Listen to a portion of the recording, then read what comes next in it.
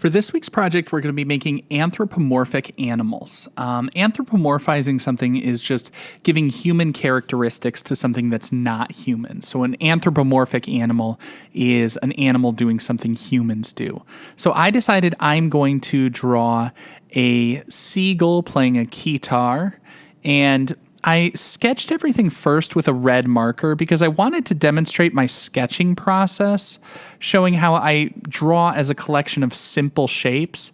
And everything that I did in red marker is what I would recommend you do in pencil. I have found that a lot of times when I sketch things in pencil in my videos, students are telling me all the time like they can't see anything that's on the screen. So I used a red marker so you know those are sort of the sketching lines that a lot of it would be erased. Then I'm going over it with black Sharpie to make the better lines and shapes a little bit more permanent. After I have outlined everything, of course, I am going to add color. Now, you could do this using all sorts of different media. I chose to use markers for this project, so I am sketching with marker, but I recommend you sketch with pencil first. Then I'm outlining with Sharpie. I'm making mine sort of cartoonish because that fits with the tone that I want for this.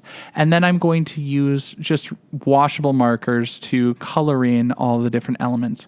As I'm choosing my colors, I want to think a little bit about realism, but I also want to think about like, what's going to create contrast? So what colors are going to stand out from various things? So I'm going to add a little pop of an accent color for the hair. I want to have that ridiculous over-the-top 80s flock of seagulls' hair. I want to have, a bright purple sort of keytar to make sure that it stands out and pops from the neutrals of most of that bird body.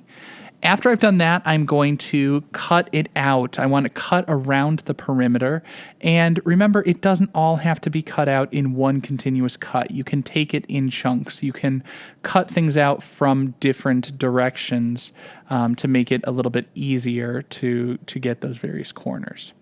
And then finally, I'm going to make the background. Now, in this case, I decided to make a collage, a little bit of a nod towards like Jen Stark, with layers of bright colored construction paper sort of bursting out here, because it just felt like it suited the tone here. It has that like 80s pop flair, but also it looks like, it could be sort of a stage background lighting and stuff to go along with my flock of seagulls guitarist performing.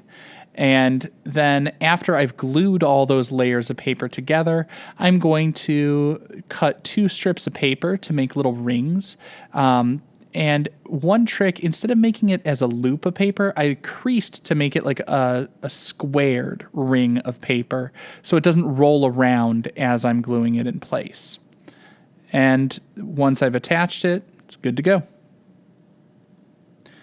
Now, you're going to choose what you want for your subject, but I want to see an anthropomorphized animal. Make an animal doing something that humans do. Anthropomorphized animal of some sort.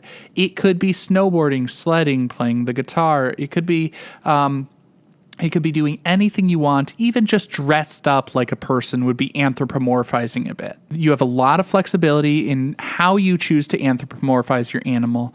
So be creative, have fun with it, and try to see if you can find a way to put your interests and your personality into it to make yours unique.